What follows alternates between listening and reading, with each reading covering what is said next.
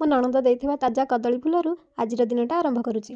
ନମସ୍କାର ସାଙ୍ଗମାନେ, ଆଜି ମୁଁ ଆପଣମାନଙ୍କୁ ଦେଖାଇବି କିପରି ଘରୋଇ ଷ୍ଟାଇଲରେ ସ୍ୱାଦିଷ୍ଟ କଦଳୀ ଫୁଲର ରେସିପି କରିପାରିବେ। ଚାଲନ୍ତୁ ଆଜିର କୁକିଂ ଜର୍ଣ୍ଣି ଆରମ୍ଭ କରିଦେବା। ମୁଁ ବି ପ୍ରଥମ ଥର ପାଇଁ ଏହି ରେସିପି ଆରମ୍ଭ କରିବାକୁ ଯାଉଛି, ଜାଣିନି କେମିତି ଲାଗିବ। ମୁଁ ତ ବହୁତ ଏକ୍ସାଇଟେଡ୍ ଥିଲି କଦଳୀ ଫୁଲ ବାଛିବାକୁ, ସେଥିପାଇଁ ଭିଡ଼ିଓ ଆରମ୍ଭ ହେବା ପୂର୍ବରୁ ମୁଁ ବାଛିବାକୁ ଲାଗି ପଡ଼ିଲି। ତ ଭାବିଲି ଏଇ ଫୁଲକୁ ହିଁ ଖାଲି ତରକାରୀ ହେବ, ହେଲେ ବୋଉ କହିଲେ ନାଇଁ, କଦଳୀ ଫୁଲ ଏମିତି ବଛାଯାଏନି, ଆସେ ମୁଁ ତତେ ଦେଖାଇବି କଦଳୀ ଫୁଲରୁ କ'ଣ ବାହାର କରିବୁ। ଏହି ଜିନିଷଟା କଦଳୀ ଫୁଲରୁ ନ ବାହାର କଲେ ତରକାରୀ ପୁରା କଷା ଲାଗିବ। ବୋଉଙ୍କଠୁ ଶିଖିକି ମୁଁ ବି ସେମିତି ବାଛିବାରେ ଲାଗିଗଲି। ଲିଟିଲ ବି ଏଠି ଆମକୁ ସାହାଯ୍ୟ କରିବାରେ ଲାଗି ପଡ଼ିଲା, କାରଣ ସେ ଯେଉଁ କାମରେ ହାତ ନଦେବ ସେ କାମ କେବେ ହେବନି। ଏପଟେ ମୁଁ ପରିବା କାଟିଦେଲି, ଆଉ ବୋଉ ସେପଟେ କଦଳୀ ଫୁଲକୁ ବଛା ବଛି କରିକି କାଟିଦେଲେ। ଆଉ ମତେ କହିଲେ ୟାକୁ ଧୋଇକି ନେଇକି ଲୁଣ ହଳଦୀ ଦେଇକି ସିଝେଇ ଦେ, ଟିକେ ପାଣି ଦେଇକି ସିଝେଇବୁ, କାରଣ ଏହା ଦେହରୁ କଷା ପାଣି ବାହାର କରିବାର ଅଛି। ଆଉ ମସଲା ପାଇଁ ଅଦା ରସୁଣ ଜିରା ସୋରିଷ ବାଟିଦେଲି। କଦଳୀ ଫୁଲ ସିଝାକୁ ଗୋଟେ ଜାଗାକୁ ବାହାର କରିଦେଲି। କଡ଼େଇରେ ଟିକେ ସୋରିଷ ତେଲ ପକେଇକି ଟିକେ ସୋରିଷ ଫୁଟେଇଦେଲି। କଦଳୀ ଫୁଲକୁ ଆଉ ଟିକେ ଟେଷ୍ଟି କରିବା ପାଇଁ ମୁଁ କିଛି ପରିବା ବି ଆଡ୍ କରିଛି। ପରିବା କିଛି ସମୟ ଭାଜିଲା ପରେ ସେଥିରେ ସିଝେଇକି ରଖିଥିବା କଦଳୀ ଫୁଲକୁ ପକେଇଦବା। ତାପରେ କିଛି ସମୟ ପରେ ବାଟିକି ରଖିଥିବା ମସଲାକୁ ସେଥିରେ ପକେଇଦବା। କିଛି ସମୟ ଫୁଟିଲା ପରେ ଆମର ରେଡି ହେଇଗଲା କଦଳୀ ଫୁଲ ବେସର। ମତେ ତ ଇଏ ପୁରା ଛତୁ ତରକାରୀ ଭଳିଆ ଦେଖାଯାଉଛି। ଆପଣଙ୍କୁ ଏ ଭିଡ଼ିଓଟି କେମିତି ଲାଗିଲା ମତେ କମେଣ୍ଟରେ ନିଶ୍ଚୟ ଜଣାଇବେ। ରହିଲି, ଧନ୍ୟବାଦ।